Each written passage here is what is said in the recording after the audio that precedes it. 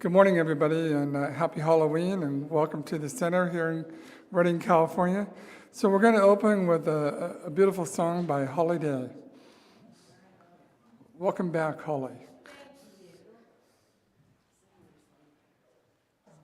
So if there's a lot of new faces here today, I just want to let you know I'm a singer-songwriter. So what you're hearing, everything that I do today is something I wrote.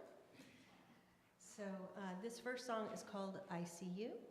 And you're welcome to sing along with me. I will let you know. I'm going to sing the first part by myself, and then I will invite you to sing the second half, if you like. It's a call and response.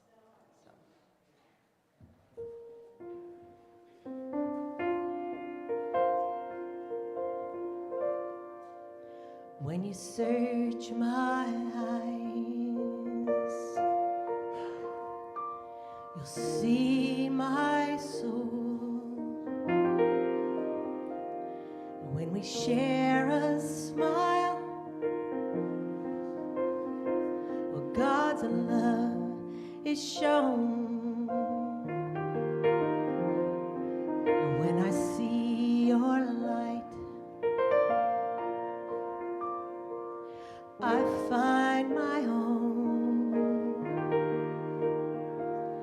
And when I search for strength, in the hand I hold, well, that's me holding up heaven to you. That's me holding up heaven to you. That's me holding up heaven to you. Now with all my heart I see you. Take a look around you. Look at the people next to you. See their souls. I invite you to sing this part with me. When I search your light, when I search your light, I find my own. I find my own. And when I feel your love, when I feel your love, well, I know I'm home. I know I'm home. When I search your eyes, I see your soul. And when we share a smile,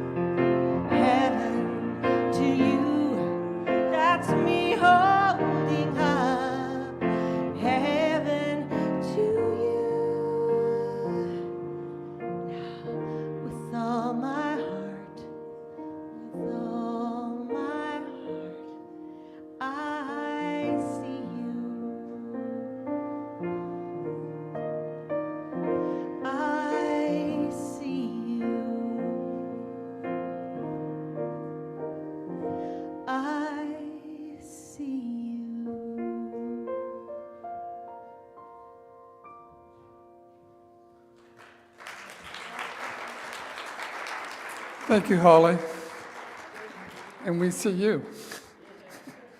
So, as Holly mentioned, she's a singer-songwriter. She does have CDs on the back table and also a sheet you can sign in your name and put your address, email address, and you'll be on her mailing list. And maybe she'll talk about that later. But we're going to invite the children up as Judy plays. And then while that happens, if you want to turn and wave to the camera and let everybody out there in Cyberland know that we're here. And they can come in next Sunday, too. I think they're kids.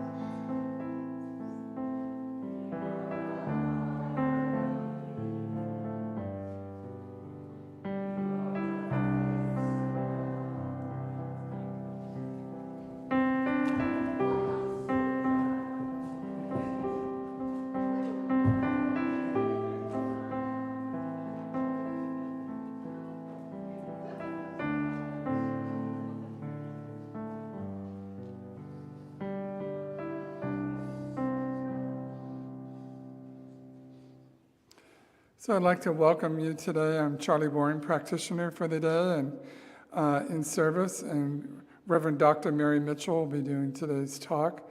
And we have Lindy and Joey on the sound booth, and we have Judy on the piano, and we have our wonderful Holly here as a musician. And just a reminder, it's Friendship Sunday, so you can go back to the social hall afterwards and, just strike up a conversation with people you know, but also people you don't know. It's a great way to build community and meet other people. So if you're new today and would like a welcome packet, if you want to raise your hand, we'll bring you a packet. Otherwise, we have them in the back and you can pick one up on the way out. And so just a few announcements. First of all, if you have any devices that may go off during the service, if you can turn them on silent, we appreciate that. So we have a few, actually we have quite a few announcements. So I encourage you to take your program and you can read about all of them in detail. And just a reminder too, we have a midweek update that Reverend Sue sends out, and it talks about things coming up, for the week and for the weekend. And we also have our awareness that you can sign up and get. And then if you go online, you can actually sign up for classes now and pay for them in that way. So we have the Grace of Aging Sage Workshop with Shirley Wade and Reverend Sue. That's going to be Saturday, November 5th, 9 a.m. to noon. Just a reminder, daylight saving time ends, so you fall back.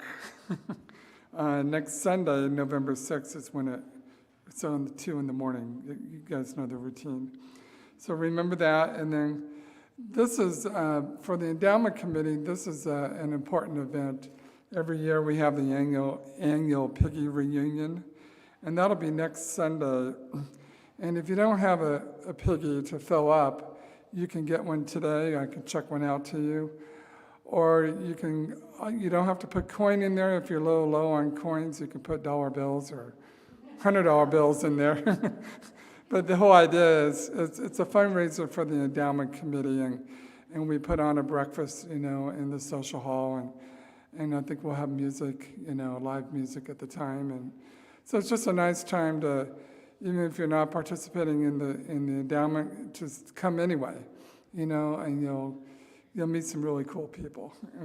It's a fun event. Also, we have the Caregivers Support Group with Dr. Mary, Thursday, November 10th, 10 a.m. to noon, here in the social hall. And then the bookstore will be closed and the office on November 11th. This is a little far out, but not far out, like far out, but spiritual music jam we have this once a month on the second Friday of the month. So that's November 11th from 7 to 8:30. We have a large circle up to 30, 35 people, and you bring your drums or any musical instrument or your voice. And it's just a lot of fun to see what we create during that hour and a half. And then we have Landscape Save a Day coming up on November 12th. And it's a time of year where we can use more help. As the leaves start falling and we get cleaned up for the winter time. And then we have the Essence of Science of Mind with Dr. Mary next Sunday, November 13th, 11:15 to 12:15. And this is where she shares information about science of mind and helps answer questions and what it's like to be in this teaching. And then we have a gratitude festival coming up. And so I'm going to read this the way it's written because people put a lot of thought into this. But it's in appreciation of the donors to the Center's stewardship program. And you're going to hear a little bit more about that this morning as well. So this is our pledge and play. The Board of Trustees and friends want to honor your giving. So we're going to celebrate with soup and salad. This will be a day to finalize our program. So you can submit your intention card today if you like. And again, you're going to hear a little bit more about it from Rich and Dr. Mary. But this kind of brings the culmination in a way of having a thank you to everyone who's participating in the program. It really means a lot to the center, and it helps set our budget for the next year. And we know that it doesn't stop there, it expands even beyond that. And then the Awareness Bookstore has several items that are on sale for 30 to 50% off. So I think that's enough announcements. So I'd like to invite Mary and Rich up.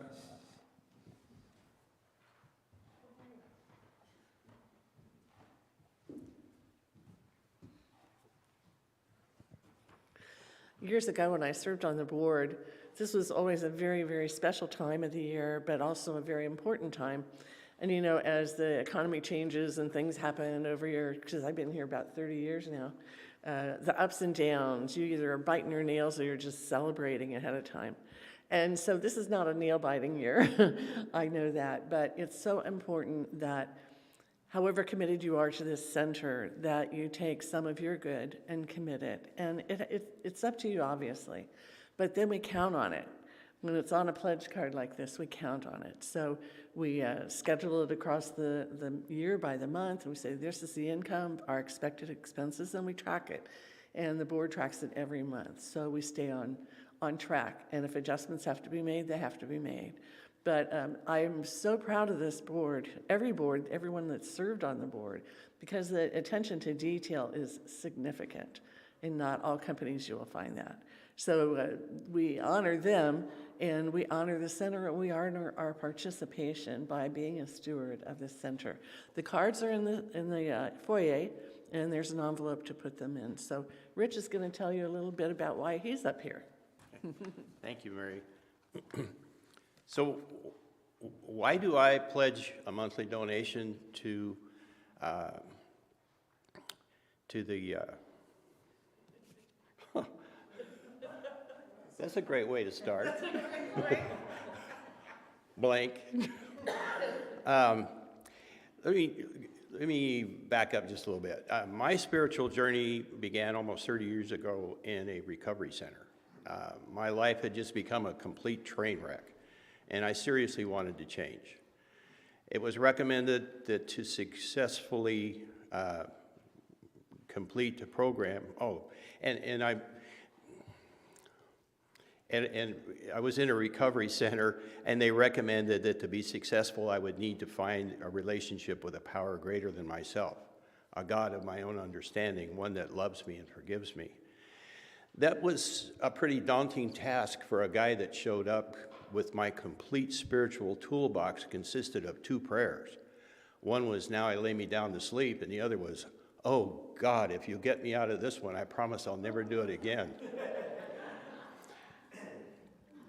So with this, I began the process. I began staring into the night sky and thinking about the stars, trying to listen to nature, but constantly looking for that still small voice.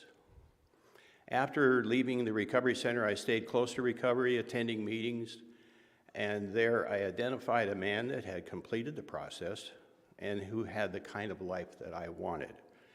And I asked him to be my mentor, to help show me the process.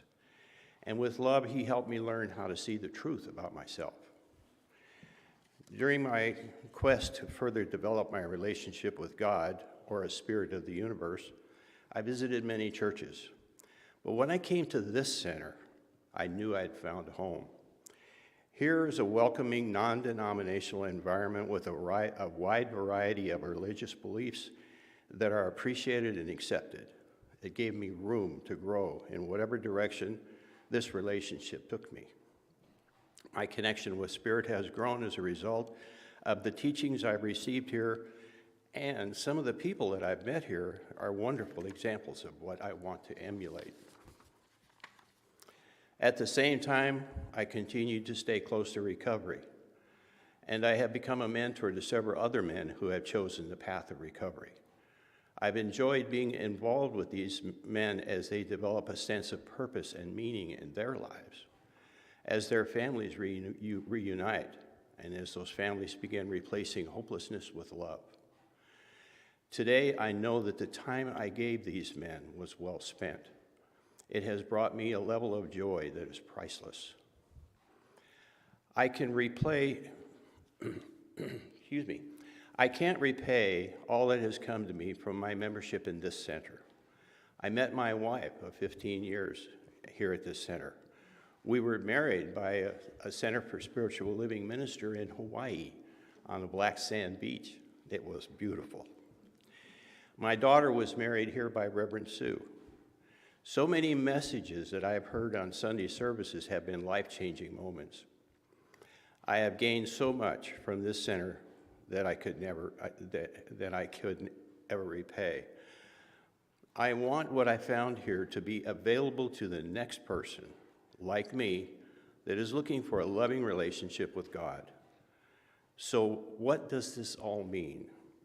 My life experiences have taught me that real joy comes from what I give.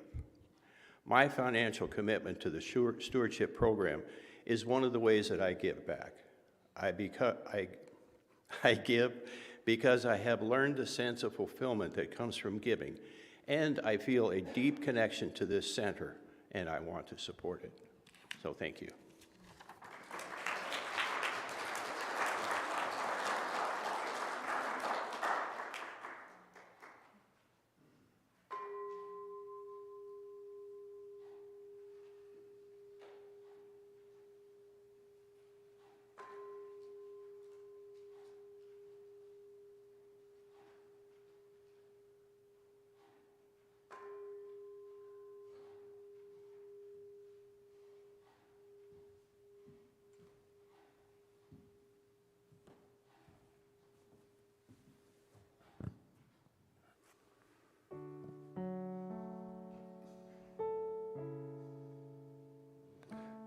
Please join with me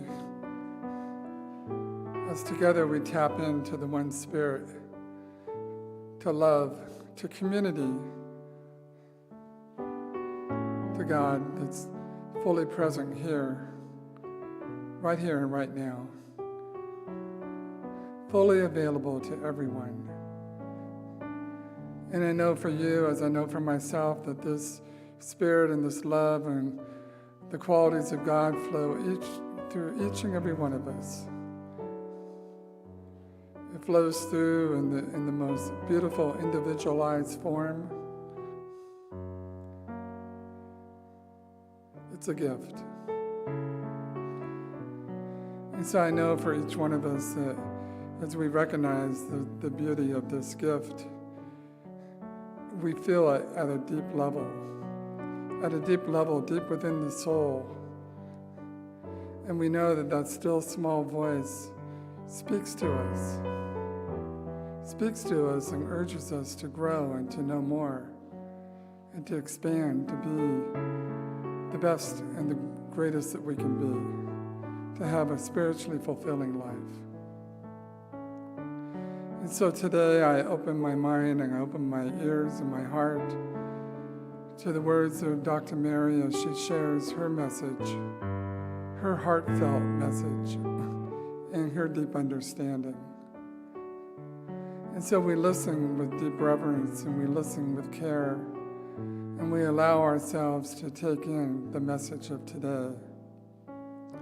And so I give thanks for this community, for this beautiful center, this sanctuary, for all those who serve us, and I give thanks for the community, for all those who show up, whether in person or online.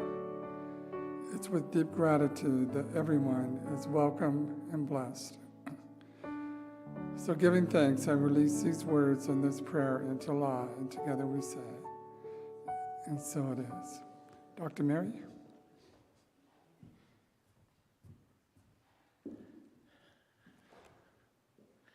We have 31 ladies at retreat.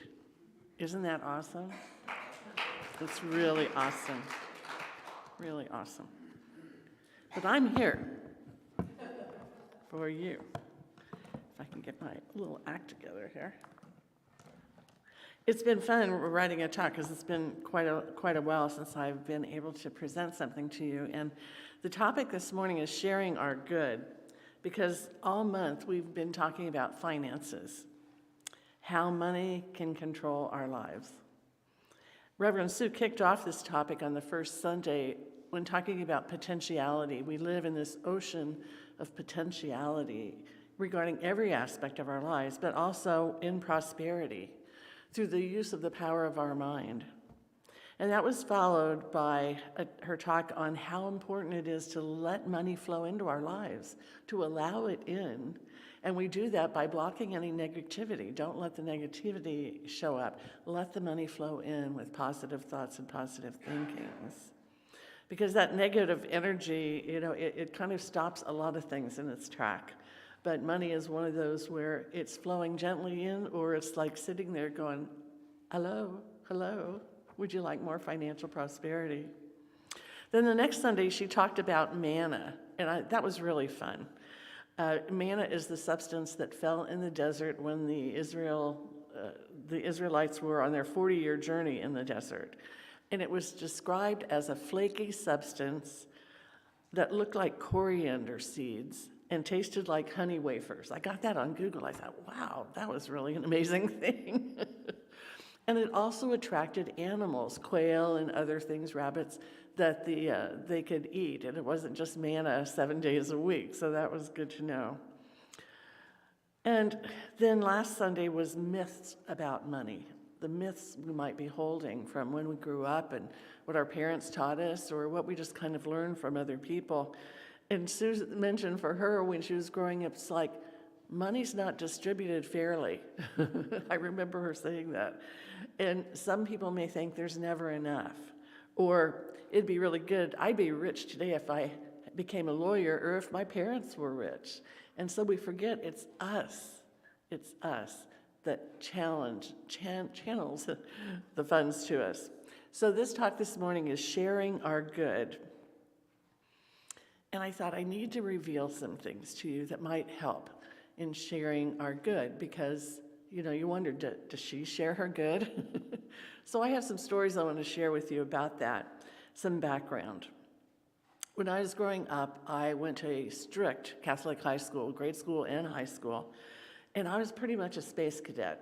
You don't really socially evolve in those kind of strict environments. But when I went home, I was raised in kind of a Beaver Cleaver type ideal home, great parents, house, nice parents. So our house was called a starter home, a little cracker box, 895 square feet, 3 bedrooms, living room, kitchen, pantry, and it was a little cracker box house. But we lived in a neighborhood of cracker boxes, so all of my friends lived in the same type of a house, and it was really wonderful, really a wonderful family area. Life was good, and then my dad died. I was 10 and my brother was 8, and my mom had to go to work, and she got a job at the Air Force Base 30 miles away, so traveling 30 miles to and fro every day of the week. She had to do this to keep our home. They had bought it 5 years earlier for $5,000, but it wasn't even half paid off, you know how things were at those times. So she had to do that and to put food on the table. But you know, as a kid, all I knew was she's so positive. Nothing's ever wrong. Other friends, their parents get mad at them every once in a while, or they have issues. Not in my house. This is a Beaver Cleaver house. She never let us know how hard it was. And even the day my father collapsed and ended up dying, the ambulance came and she jumped in the car with what she thought was her purse to follow the ambulance 2 hours away to the hospital. And when she got there in the big city, she had my purse that was full of rocks that I had collected. So she had no ID, no money, nothing. And she said, all I could do was laugh. That's my mom.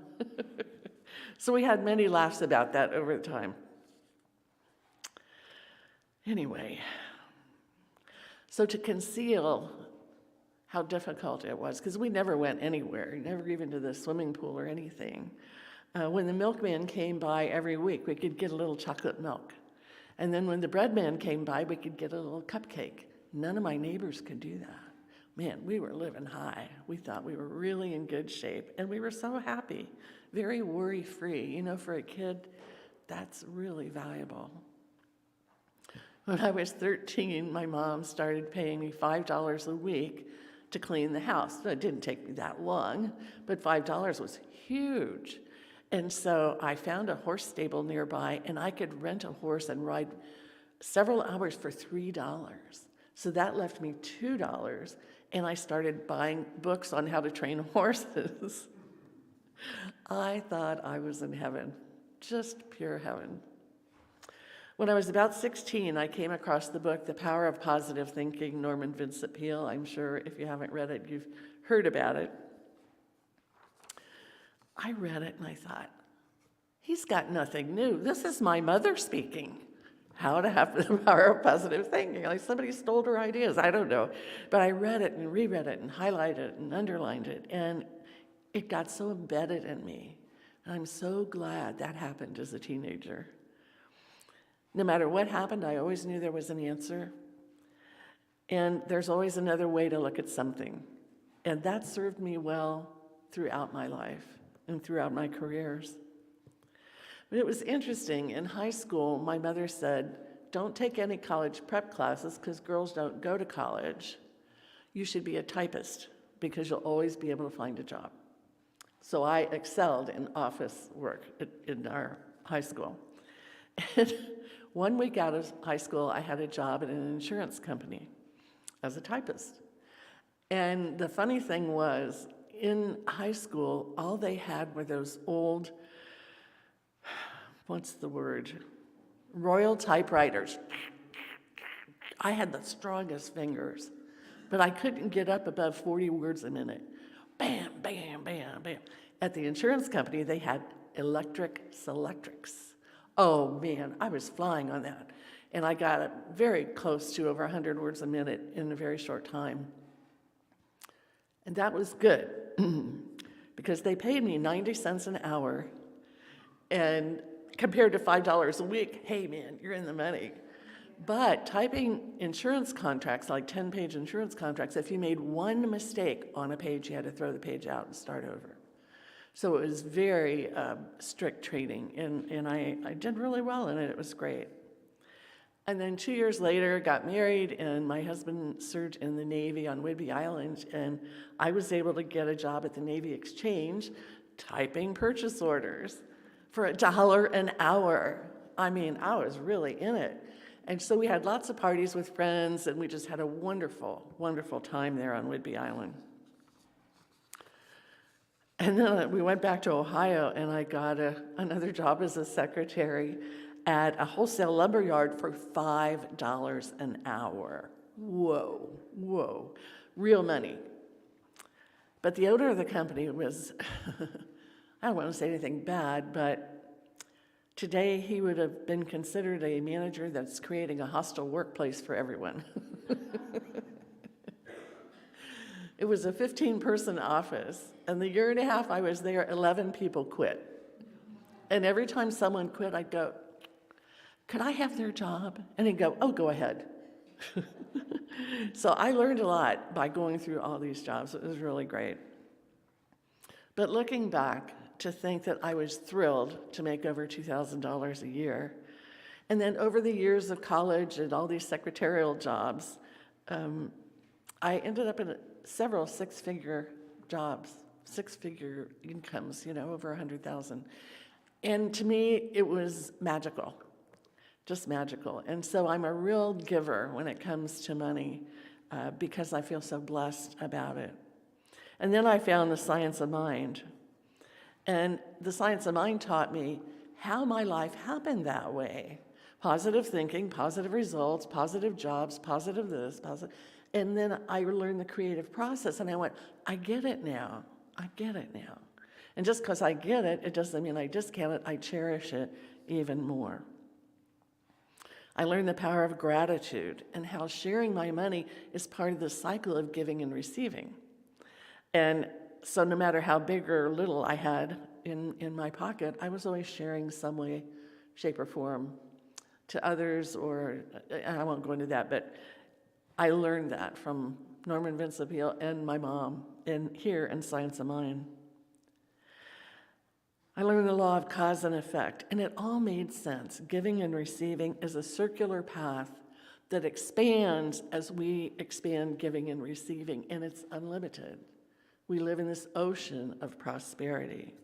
So not only did my previous beliefs help me find my way here, it found me coming through the door here and crying during the whole first service. I'll never forget that. And then a couple years later, I met my soulmate here. Now that's a real winner.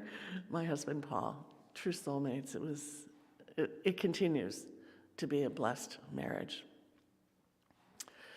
One of the focuses here is to help you give and receive. And it's because it makes such a difference in your life. Some people serve on the board, like Rich, and that's a very important position. But I don't know if you realize we have 14 different Save It teams, from landscaping to kitchen to helping in the office. We've got all these teams, and it doesn't take a lot of effort to serve on one of them. And on the back wall, there's the brochure of Save It teams and the people to contact. And Lindy, of course, would love to have more help in the sound. Yeah, good. And Joey's there learning about it. So we've got a lot of opportunity to embed yourself into the center and get the benefit of giving and receiving. Contributing shoes to souls, shoes for the homeless. That's one we've been doing for about 5 years now. And starting in a few weeks, we're going to put teddy bears and stuffed animals all over the stage here for the Reading Police Department's Blue Santa program, where they take these stuffed animals to the hospital, to the children in the hospital. Then they drive around the poorest areas of the city with teddy bears hanging out their police car windows. And they stop and they hand them out to the kids. It's just an adorable thing. All right.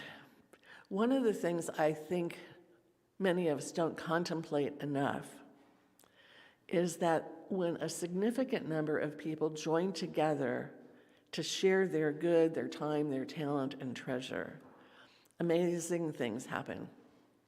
Now, in your life, an amazing thing might be a big screen TV. Think of how many people it took to not only dream it up, to create the parts for it, to put it together, to ship it, and now they're, $500 for one? It's just an amazing thing. Smartphones is another one that just always blows my mind about how that all came about. So years ago, many of you know who Harry Bliley was, Harry and Francis. We've got a tree and a bench out here for both of them. They've both passed. But Harry introduced me to a story called I Pencil. Pencil, yellow pencil, I yellow pencil.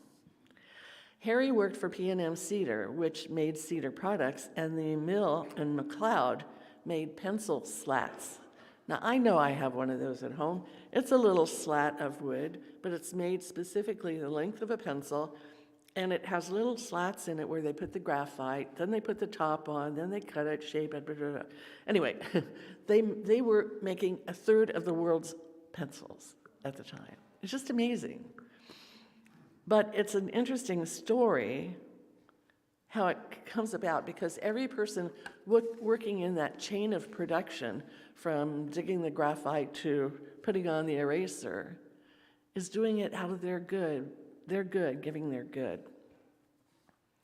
So the creation of a pencil begins with incense cedar trees, typically Northern California and Oregon. But I checked Google this week, because this is an old story, and I wanted to be sure it was still true. And they said, in Kenya now, they grow incense cedar. So that's pretty cool. And I thought, look at the concept of how many loggers log those trees in Kenya, California, Oregon. They use saws made by somebody. They use axes made by others. They use ropes, motors, chains. They use all this equipment. And each one of them ends up being responsible for this little guy. Then the mill workers, the truck drivers, the equipment that cuts the logs, puts the slats in, kiln dries the pencil, they put wax on it, and the companies that supply the mill's electricity, thousands and thousands of people. Then there's the people that mine the graphite. And it used to be, I think, Mozambique or someplace, but now it's Brazil and Mexico is where the graphite comes from. And the yellow paint, there was a long story before about the yellow paint, but now it comes from Kazakhstan and Estonia, and there are 6 coats of yellow paint on this pencil. Isn't that something? It's incredible. The little metal band at the top that holds the pencil to the eraser comes from China and Mozambique. The eraser comes from rubber trees in Thailand and Malaysia. So think of all the ships around the world that have to bring all these products to a mill that puts a pencil together. We have a lot of people to thank. I don't know how many use a yellow pencil now, since they're all electric or automatic or whatever, but I like having them around because I love this story. So thousands of invisible hands have made these pencils. And every day in some way we share our money to buy goods created by good people, hardworking people around the world. So it's a beautiful circle of giving and receiving. But then something local happened the other day, and I was so tickled that it fit into this talk, because our money that we share with local businesses is building a simple relationship with people, giving and receiving relationship. For instance, I have a truck that I haul around Shoes for Souls and all kinds of other donations around town. And I love getting my truck washed at the Cypress Street Car Wash. Anybody go there? Oh, it's awesome. Those guys work so hard. I mean, they are really on it. So I paid a lot to get a super duper car wash. And when I got my car back, it looked brand new inside and out. It was honestly like new. I was so impressed. Well, I had this glass case in my car, and I wanted to bring it as a show and tell. I took my glasses out, and I had been putting change in the console of my car. And so I'm dumping all this in here. I'm dumping, and I'm filling, and it got this high. I couldn't hold it all together. And he was so tickled to get this, and he yelled at everybody, "Hey, we got a tip, look at this." And they just thought that was the greatest thing. There must have been $30 in that, I don't know. But my apologies to the endowment fund piggies, because that's where we're supposed to give our change. But I'll make it up. I will make it up. You know, sharing my good as a retired person is very different. I retired here a year ago, August, and it's weird not having an income, but I've got Social Security, supplemental Social Security, and I have a 401k that I can draw from if I need to, and it's okay, but it requires that I have more judgment now in discerning where I give my money. And this year, I don't know about you, my mail is full of political requests for money. You give one to one politician, you got the whole shebang. And then all the nonprofits that are looking for money for the new year. So I get a big stack of mail every day, and I really have to discern, should I even send them $5 or $10 or $100? You know, it's really interesting looking at that. Because it's said that money changes us. Money changes us. It magnifies the best and the worst in us. When we're loving and generous, we're operating from that divine spiritual center in us. But money can also expand our imperfections. That's a good way to say it, being dishonest. And you've heard stories. Somebody gets in a position where they can get more money, and then they want more money, and then all of a sudden they're doing illegal things, and they're shocked when they end up in prison.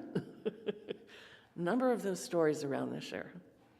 So when people reach a certain level, it leads to corruption. Not always, but enough that it irritates the heck out of me when I see those stories. But when it comes to personal finances, there is this scientific law called the law of perfect supply. And guess what? It has to do with our consciousness, our perfect supply. It's done unto us as we believe, even when it comes to money. So today, money is the highest medium of exchange that the human race has been able to put together, although this thing called cryptocurrency blows my mind. I don't know what that's all about. But money is a necessity for life. And, you know, some people can barter, but I don't know how you barter gas for your car. But it's a necessity. And so using our time and talent and the good in our life to share some of that with others is a beautiful way to live. You know, we look around the world and there are so many poor countries, then there are rich countries, and there's everything in between. And when I think of that from a perspective of spiritual beliefs, we've got a lot of opportunity in the world to raise the consciousness, not only for good, but for donating, for giving, receiving, all that, to raise everybody up. And it's going on, but it may take many lifetimes before, you know, we'll see incredible progress in that. So the great philosophers from thousands of years ago have reflected that our deeply held inner beliefs are what we're living. This is what our life is about. That's why in classes here you learn so much, and we're always looking at that. What have you got that you don't even remember you're carrying around? What have you got that you believe that's not serving you? So that's what a lot of classes are about. So in summary, we've talked this month that we live in an infinite ocean of prosperity. We can learn to let money flow in and flow out with love. Let it flow out with love. And to stop blocking any prosperity by negative thoughts, that there's not enough, or not enough good jobs, or whatever negative input you put on that. If we trust in God, infinite intelligence, my word for God, it's that higher power that brought manna to the Israelites. But guess what? It might bring us Kellogg's cornflakes or a protein bar when we need it. That might be the manna of our time. In gratitude, we share our good with others, and for us then, the circle is complete. So Judy, if you wouldn't mind, she's in the back to play for us today. Oh, Spirit, what a magnificent day to be here in this center and talk about how to bring greater good into our life and into the world. What better day than to feel the sunshine and know that the rain will come. It's all unfolding perfectly. So as we raise our minds this morning to the greater good in our life, our income, our finances, our friends, and how when we give to others, it uplifts them also. And then together, our creativity comes together in ways that we may not have anticipated. Like a car that when my phone rings, my car answers the phone. Amazing things, amazing things. So I'm so grateful for this philosophy that has enriched my life so much. And Norman Vincent Peale and my mom, doggone it, she was amazing. I just feel so blessed.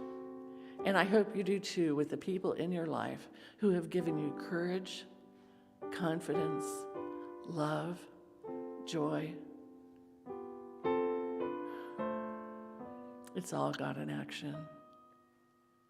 And I say thank you, Spirit, with intense gratitude. Looking back over the years, and some years when I thought it wasn't going right, it was perfect because I landed in the right place eventually. So I bless your life, my life, the life of everyone on this planet. Knowing it's all right and perfect, unfolding with time, with divine time. And then we relax and know who's in charge. Thank you, God. And so it is.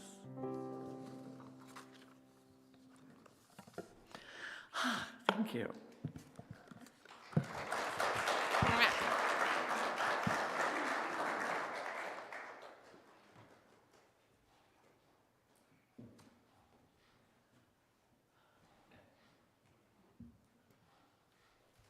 That's beautiful, Mary. Thank you so much. The song is called You Are Held.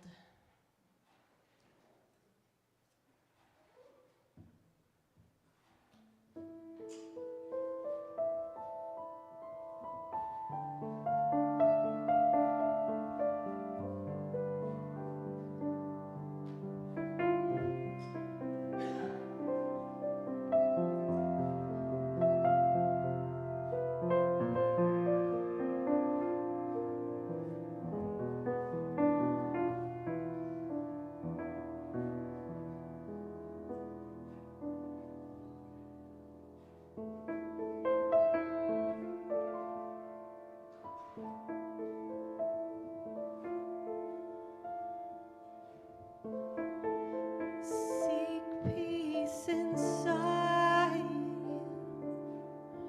Behold the love that surrounds you. Honor the life behind you. Embrace the life in front of you. All above and around you,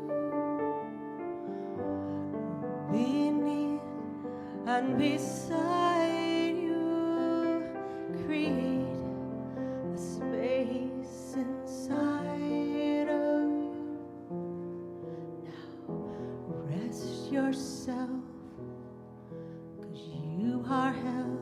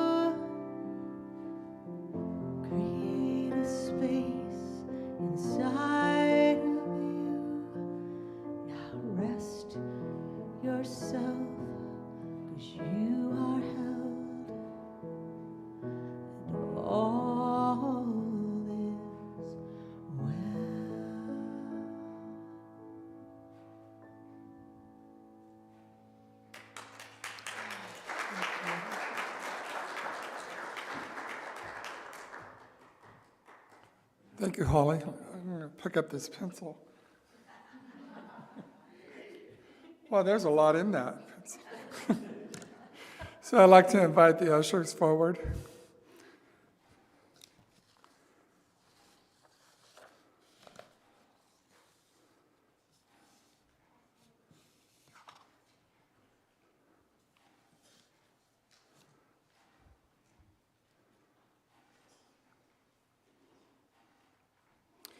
So as we prepare for the offering, we just allow ourselves to recognize that money and financial good is also an energy.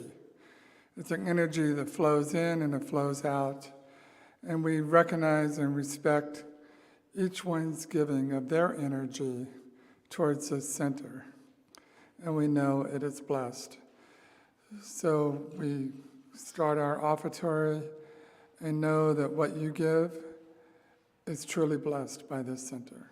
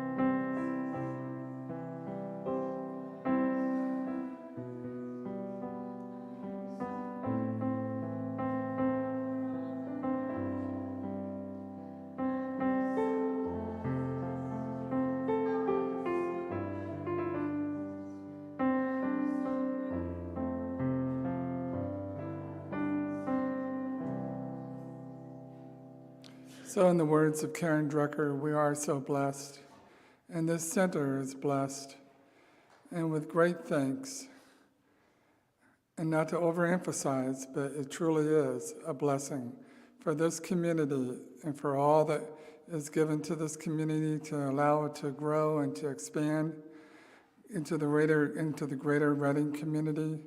It also comes back full circle into each one of us, into our own lives, in many, many different ways. So we give thanks, and we allow this blessing of a treatment and blessing of the giving to fully unfold in the most beautiful way. And so it is. So we have a closing song by Holly. And just a reminder, she's got CDs and a sign-up sheet in the back as a singer-songwriter. So. And then we'll come up afterwards at the end. Yeah, I want to invite you back if you're interested. I'm finally going to get my business up and running, right? Taking my website a little more seriously, so I can share more songs with you and create more events, and concerts and stuff to share my new music with you as well. So I have the CDs back there on the table and a sign-up sheet, and I would love to have you come visit me. So thank you so much. It's so good to be back and see everybody. So this song is called God's Design. I don't know if we stand up anymore to sing or and connect that way, but anyways, maybe not. But I do invite you, if you remember the words, to sing along with me to God's Design.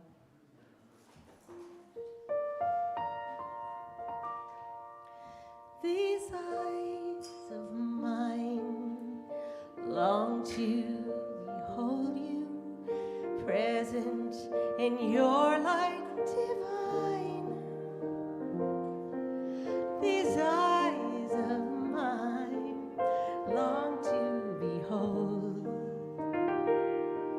another of God's designs.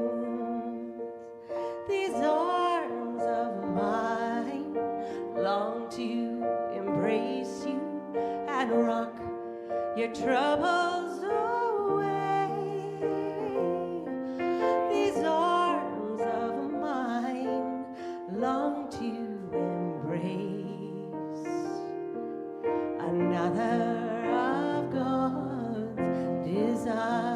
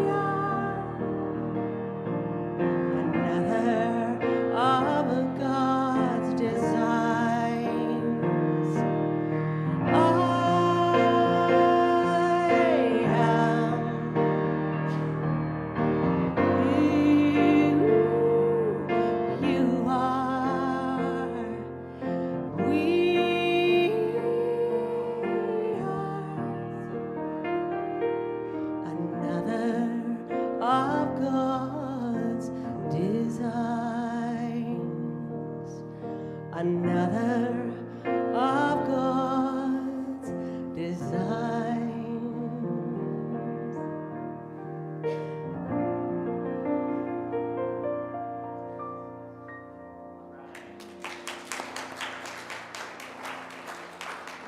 So thank you for coming. Just a reminder, we have the social hall. It's Friendship Sunday, and Bill and Shirley have prepared a wonderful feast for you. And then also, Dr. Mary's available for prayer support if you'd like. And just have a wonderful day. It's a beautiful day, and we have rain coming on Tuesday, I think, which is great.